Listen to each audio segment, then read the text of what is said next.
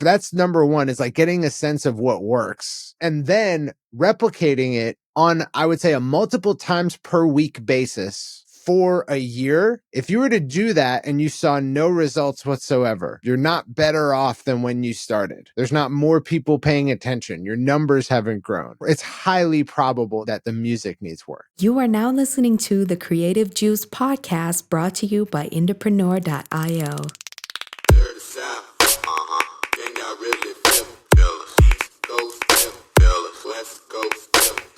What's up, Indies? Welcome back to the Creative Juice podcast. This is episode 313, and today we're here to talk about music marketing, digital marketing, strategy, and what to do when things just don't seem to go right, no matter all your best efforts with marketing your music. I'm your host, Jack McCarthy. With me, as always, is Circa, who was the mastermind behind today's topic. Circa, what's up, dude? What's up, man? How's it going? Super, super good. I'm really excited about this topic because you brought it as kind of a prompt from the wider entrepreneur community about how to fix problems in your music marketing and where to look, especially when things just aren't seeming to click. Yeah, I definitely want to preface this by saying, like, I'm not trying to get anyone down with this episode. Oh, it's going to be one of those, huh? Yeah, I'm not trying to rain on anyone's parade. But yeah, we recently had an episode where we talked about content and organic content in 2024. And a lot of our efforts in education, our upcoming workshops, which will have already been out by the time that we release this episode for our Indie Pro members, is about content. And our upcoming we're sort of starting our training stack from square one again and starting with content because it's so important. It's kind of the first step. It's kind of like, if you don't do well at this, it's unlikely that you will do well at other things that are more labor cost intensive and there's higher stakes. So on that recent episode, someone had commented that they had tried, they've been trying content for years. They've been trying to be consistent with it, and it just never yields any results. And that their sort of last refuge was to take it into ads. And that kind of piqued my interest because I was like, well, we don't talk about it often, but there is a case where you should not progress. You should not try to go deeper into the set of marketing things you can do, and instead start to go back and work on the product. The do not pass go moment. Yeah, I think that if you've tried to create and gain traction with content for years and you've been consistent with it, then it's probably the case that the music itself is not as marketable as it should be. And it might be the case that you need to work on the music. And we don't really ever talk about this just because it's not nice. It's not fun to say or hear. So I figured, like, maybe we should talk about it and talk about the consequences and sort of the dangers of going forward in that scenario and how do you know and all that stuff. Yeah, I really think that this is a good topic. I mean, I was just having a conversation with one of our agency clients yesterday who, at the agency, when we're talking with clients, like, there's a level of tactical stuff that we're doing on a day-to-day basis for our clients at the agency. And then there's also some level of consultation that goes on, right? Because a lot of times agency clients are artists who have never gotten their hands dirty with digital marketing, and we don't expect them to. That's not really the purpose of agency, is to take people who have been taught this stuff and do it for them. A lot of times it's artists that just, need help solving a specific problem or are trying to scale. And so I was talking with one of our clients and he was like, well, what do you think about running? We were talking about TikTok ads. And he was like, what do you think about turning off the ad for this viral piece of content that we've been running and running ads on some of the ones that just haven't been performing quite as well? And I said to him, hey man, listen, like, I totally hear where your thinking comes from with that, about like juicing engagement on that and building up the views and the social proof. However, if those aren't proving out, probably means that we shouldn't spend the money on them. And going back to your initial prompt here of like, I've tried everything with content, that's kind of like the extreme on the spectrum of like, I've tried everything and my last ditch effort here is ads, as opposed to, our kind of general recommendation is like, when you have content that works organically at top of funnel, that's when ads can really do the work of building you a feedback loop between organic and paid traffic. And so I think it's important to talk about this for sure for artists who are either spinning their wheels and also just for people who are like, I've got stuff that wins and stuff that doesn't. Yeah, like there is definitely a case to be made that like if you have tried hard with content and it's not working, it's possible that like you weren't consistent, that you were just sort of guessing as to what might be effective content, that you weren't immersing yourself in the types of content that is successful out there today, and thereby you had no good model. And so you just kind of threw a bunch of stuff at the wall, none of it worked. That doesn't necessarily mean that the music needs work. But there is a point at which if nothing's working, throwing good money after bad is a terrible idea, or good time after bad. And I've seen all too many artists not only do that, but get pretty deep down that road. And it becomes more and more difficult to have the conversation of like, well, at the very least, this music could be of a higher production quality, much less like speaking in terms of innate musical talent. I think it's important to realize that like, you know, you might have a knack for, you might have perfect pitch. It's a genetic accident. You might have a knack for structuring melodies or even harmonies, more learned than genetic accident. You might have a knack for language arts, and that's also a genetic accident. These are like innate born talents. But to the large degree, like despite these legs up, like the tail of the distribution is occupied by those who worked really hard to get it. Meaning that like nobody becomes great at making modern music through some genetic gift, right? Right. It takes a lot of work and learning. So it's not to say that like, oh, just go be a better human being or have been born with the right gifts. It's saying like, no, you actually go back and work on this and actually do better just as a product of your work effort. Yeah, I think that that's probably a helpful primer before we get into the meat of, you know, talking about this topic, to say like, it's not about discouraging artists based on some talent level that they were born and raised with. It's more about, you know, kind of going back to the drawing board, and in this case that can be the studio. Maybe before we get into that, even like it might be helpful to give a bit of a diagnostic, because I think you said it well in being like, you might not be in the place where it is the music, but how do you know? Like, how do you know if that might be? And you mentioned like consistency in your content creation, guessing, sort of just throwing stuff at a wall and hoping that something sticks. I think it might be helpful to give a diagnostic here of like, what are the things that you've really tried and tried well, and what do you know about the stuff you've been making to support your music, before you dive into like criticizing the music or even just the production of the music itself.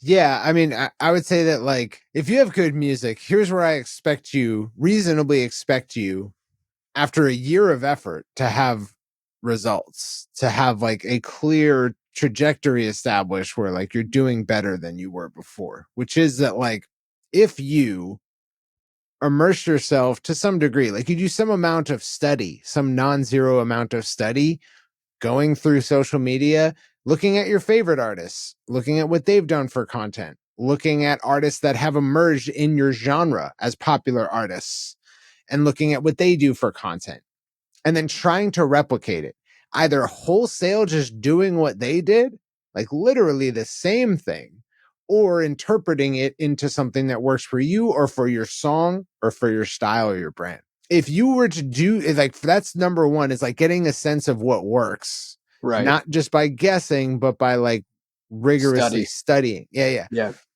And then replicating it on, I would say, a multiple times per week basis for a year. If you were to do that and you saw no results whatsoever, you're not better off than when you started.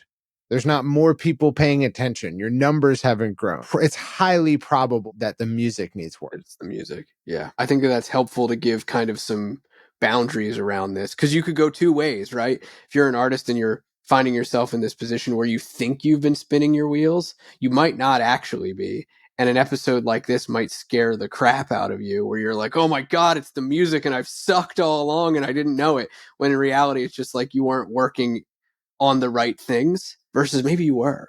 You know, I see this all the time actually in I mean, it happens in all sorts of industries, but you can follow it on YouTube, and you can follow it especially in like the business and marketing influencer spaces, where you can track people who are creating content that is almost wholesale replication, like you said, of topics by some of the top influencers or thought leaders in a space. Just last week, I saw a video from some unknown marketing guru, we'll call him. The video title was the exact title of an Alex Hormozy video that had come out a year ago. And the content of this replicated video was garbage. It was really bad. And so, like, to compare that, it would be like if you replicated a viral video from Russell or Drake, and you mimicked kind of the style and the setting and the copy and the hook, and you did that for a year with multiple types of inspiration, multiple pieces of inspiration, multiple artists, things that were working, and you just didn't see success. Well, then you would probably look towards the content of your actual video, meaning the music, to know, like, all right, where could I be better? Yeah. To give you an example, right? My group, Some Kid Punk, started off with no followers on Instagram, nobody on Spotify, a brand new act. We released a song every 2 weeks for a little over a year. And I was terrible at promoting those releases. Instead, I just kind of focused on like trying to get basically recording all of our recording sessions with a camera and then trying to chop that down into content. The content was interspersed. At first, it was really strong, like multiple times per week, kind of tapered off, fits and starts throughout the year. But at the same time, like we ended up from 0 to 5,000 Instagram followers and from 0 to like 68,000 monthly listeners on Spotify. So like even doing it with poor execution and not enough time to dedicate to it in my life, we still were able to make measurable progress. Did we blow up? No, but like if we had kept doing that, chances are like we would have continued to go up. So it's just like that's an example of like the music wasn't a problem. We were releasing music and we were releasing content even badly. And there's a very notable, like mathematically, it's infinity% increase from 0 to those numbers. But even if we had started at 3,000 and ended up at 5,000 Instagram followers over that year, still progress. Right. And there were lots of people that like we didn't know personally in the comments and sending us messages and stuff. So, and people adding it to playlists. So like that, these were all bullish signals that like, yeah, the music's good. We just need to continue to promote it. And there was nothing happening on like a live shows front either that could have been driving that success. Nothing. Yeah. All online. Yeah. All online. Yeah, I think it's a reasonable expectation to say that even if you are poor with execution of content, like doing it consistently and releasing music consistently across a year, in all cases, there should be measurable progress. And if there's not, then that is an indication that the music needs work. In that instance, I guess we could talk a little bit about like what are some practical steps to follow to make your music better from a production standpoint, from a sort of listenability standpoint, you know, what do? Yeah, for sure. And I think this will be fun because like we don't talk about music creation. It's not our job. No, no, but I think this will be fun. I mean, something that I think is worth kind of getting into here is like the idea of a listening focus group. And this is something that I talked about artists doing for a really long time, is like get people in a room to listen to your music and see the things that they like. Make it, you know, casual acquaintances, friends, people that you don't really know all that well. Try to get as many sets of opinions as you can on something that you think is like a piece of music of yours that you think is very strong. Get opinions on that. Start at the strongest and see what you get. I think that that's probably a good point, is like ask people for critical feedback when listening. Yeah, I mean, it's definitely hard to get good critical feedback from your own circle. Super difficult. And that's why like a lot of people faded Submit Hub back in the day. It's still around, I think. It is, yeah. Yeah. And people faded it because they would get like these responses from like people telling them what they should work on. And I was like, that's actually great data. because you could actually then go work on it and then you could be better. Like True. Yeah. it's actually really valuable that a person who literally reviews music professionally, that's their job, is sitting down to tell you how you could improve on yours. I always took criticism from Submit Hub as like valuable inference for what I could do to improve, down to like, oh, the production's a bit busy, or, the subject matter's a bit trite, or anything, any clunky wording, anything that they could say would be valuable. So getting independent sources of criticism that don't know you and don't owe you anything is probably a great idea. Yeah, in some ways it makes a use case for Submit Hub or other outlets like it, not for the purpose of getting placement of any kind, but purely only for the purpose of getting feedback. Yeah, and it's like you also kind of want to shift your mindset here, which is like if you end up in this space where you do feel like your music could use some work and it could be better, then you can sort of shed all these notions of like feeling hurt about critical takes on your music, because instead of you putting your music out there for people to enjoy and then people giving you unwarranted or unasked for criticism that's not very specific, like in this instance, you are actively going out to the marketplace to seek what is wrong with your music or what could be better, and hoping that they tell you something nuanced and detailed that you can actually fix. And so it doesn't have to sting. Here's how you can think like a marketer when it comes to feedback too. And I think this is something that a lot of artists may not know about or be able to make the connection with, is like when you get feedback, think about this in the same way that you might get feedback about anything else, your products, your live show, anything. Let's say you get, 5 pieces of feedback from Submit Hub or from friends or producers that you reach out to, or, people in the local scene or whatever it might be. Think about taking that feedback, those pieces of feedback, and finding the commonalities in what people are telling you. That's oftentimes where the truth lies of where you can work on things. If you hear a lot of people saying, yeah, like the production sounds a little busy, or someone might say the production sounds a lot busy, someone else says it sounds a little busy. Well, what's the common point there? There's probably some level of busyness here that I could improve upon. Yeah. So finding independent sources of criticism, huge. People who don't owe you anything. And then also, just like Jack said, try to separate out your music from you as a person. So hard, but Yeah, it can be a very personal thing. But like, here you are, a human being trying to do well at this thing that has some measure of objective interpretation to it. It's also highly subjective, but there are pockets of objectivity that you can leverage. So try to separate yourself from it in that sense and say like, okay, well, I'm going to go and try to fix this thing, which is not me, right? And improve my ability as a craftsperson to construct better ones in the future. Once you've done that and you've sought independent sources of criticism, I would say that studying, just like you would study an artist who's doing well with content and understand why and how and what the content's like, studying songwriting has probably been one of the most valuable things for myself as a musician ever, which is there was like a period of time in my 20s.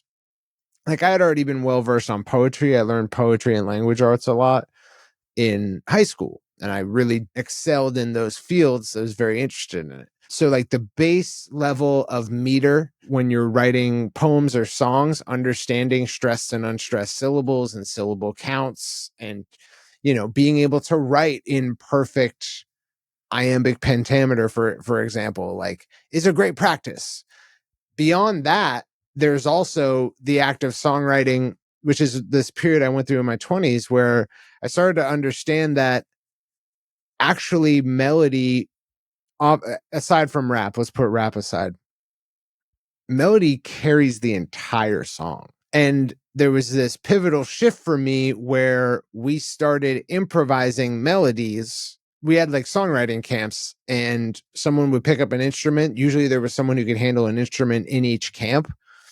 And we would like break off into these groups. Someone with the instrument would just try to strike up a chord progression based on like a description of a feel that we all wanted to write with. Like we'd all settle on like, oh, we want some kind of like dance hall, highly positive vibes. Like, let's go there. and then they would construct a chord progression, and then literally all the vocalists would just improvise little melodies with no words. So it'd just be like blabbering, right? Like it would just be mumbling. I mean, we called this seeding. And then later on, we would go back and take like the best port, like we would record all of this on a phone or a voice note, and then go back and pick out like really nice ear candy from those mumbled melodies, and then fill in the mumbles with words and construct like a song structure with it. So maybe like at a random point, someone was mumbling. We're like, great, that's like half a line. Let's tack that on somewhere in a turnaround or something. Let's take this larger section and move it here. And then once we have that structure of mumbles, we would then fill in the words. And it's something you can also do for rap, actually, because like you can just do rhythmic mumbling. I've actually written most of the Some Kid Punk songs that way. It's just sort of, we have a beat and now let's just mumble into a voice note and try to find interesting syncopations, because that's what's going to carry it, right? Like the words are kind of secondary, even in rap, because if it doesn't sound good, it's not going to feel good either. It's true, yeah. Like you can get as complex and artistic and experimental as you want with things like lyrics and instrumentation and production, but the song has to be singable. And it's so easy to lose that, especially in my experience, like as I learned more about music theory and, got more experimental and learned about music history and stuff, especially throughout college as like a music major, it was kind of the trope of like learning that stuff made it harder to connect with the general idea, even though it was taught, like it was always talked about, like melody, this melody, melody, melody, melody. That's the basis of music theory, really, melody and harmony. But as a songwriter, it got me really far away from it. The idea that like to write a great song, it's got to be singable, both from like a melodic standpoint in terms of the notes, but also a rhythmic standpoint in terms of the notes. Yeah. I think I would even go so far as to say that like if you've never written a song melody or rhythm first, from in terms of like the writing of the words, just do it. It's kind of a cheat code. Yeah.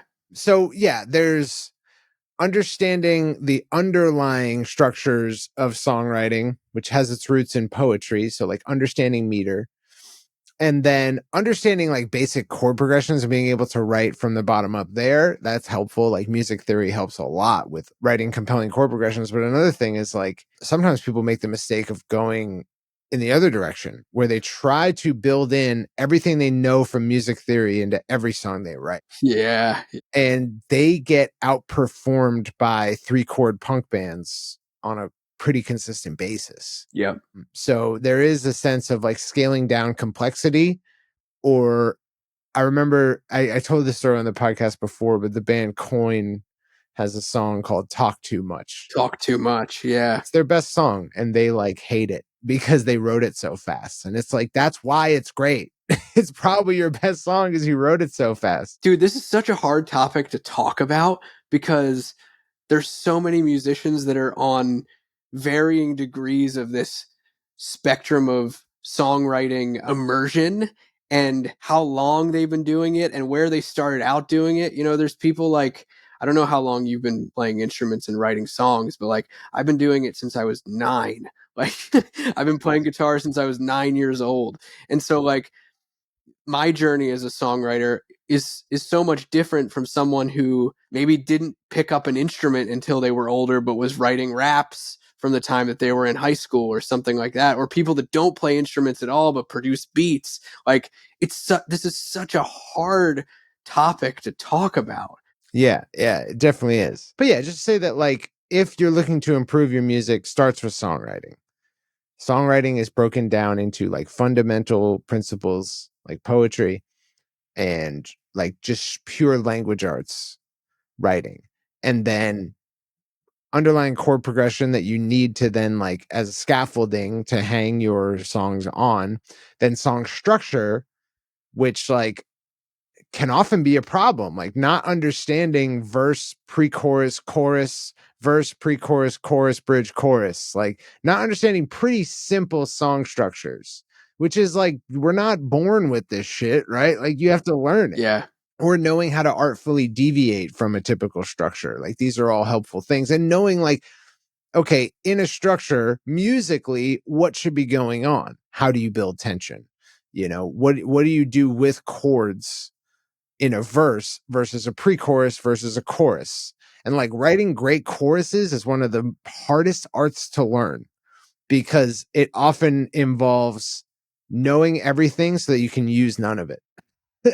Right? Yeah. Like, Yeah. it's kind of what it involves. I spent years trying to get people to be less wordy in choruses, for example. Oh, dude, that's my Achilles heel. Yeah. Especially growing up as like a super poetic kid in punk bands.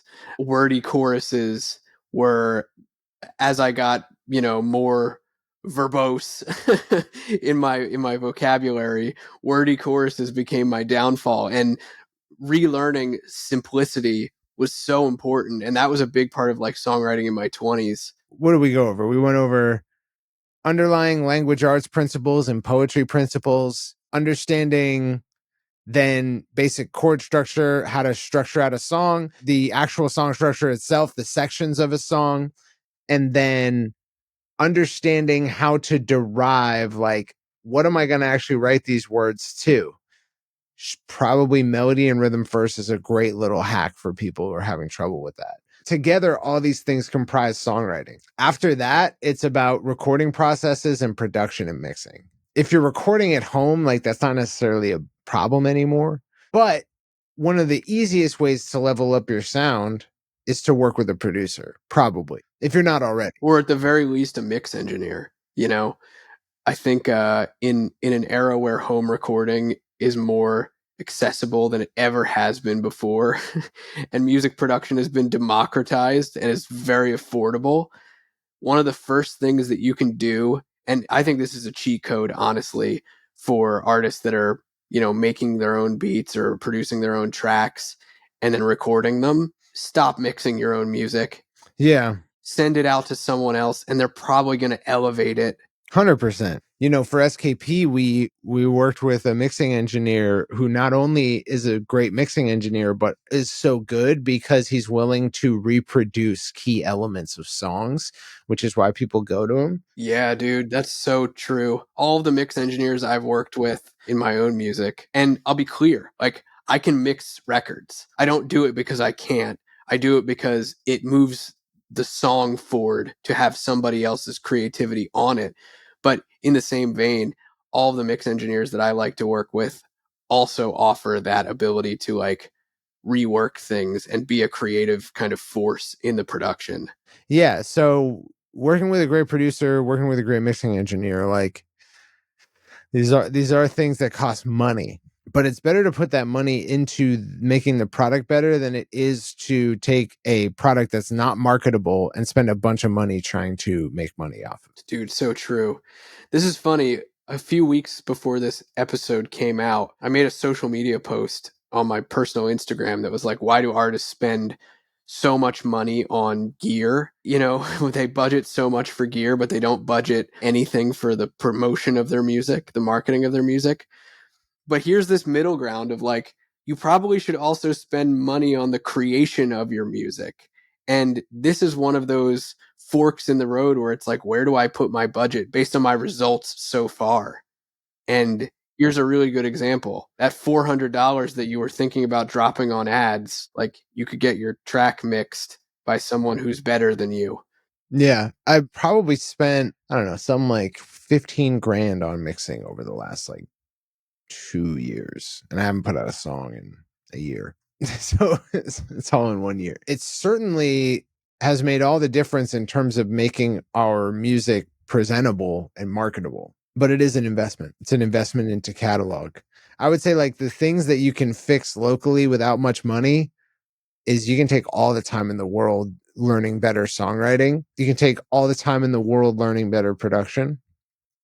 But mixing is one of those things where it's like, I find it incredibly unlikely that you will go down a path of trying to learn to mix your own music and become top level or make a product that is top level. For sure, yeah. And frankly, even if you get to the point where you're a really good mix engineer, when you're working on your own music, you're probably going to end up with a folder that's like my song mix 1, my song mix 1, revision 1, and you just load that up because it's your art that you're working on then. And if you're that heavily involved in the whole production process from front to back, man, just give it up. You know?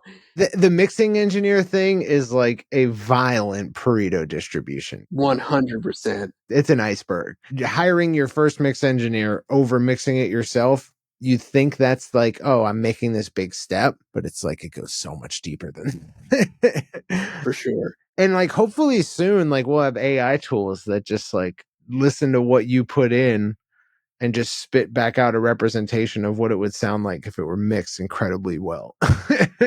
Yeah, for sure. Like generatively from the ground up. I'm very interested in that day.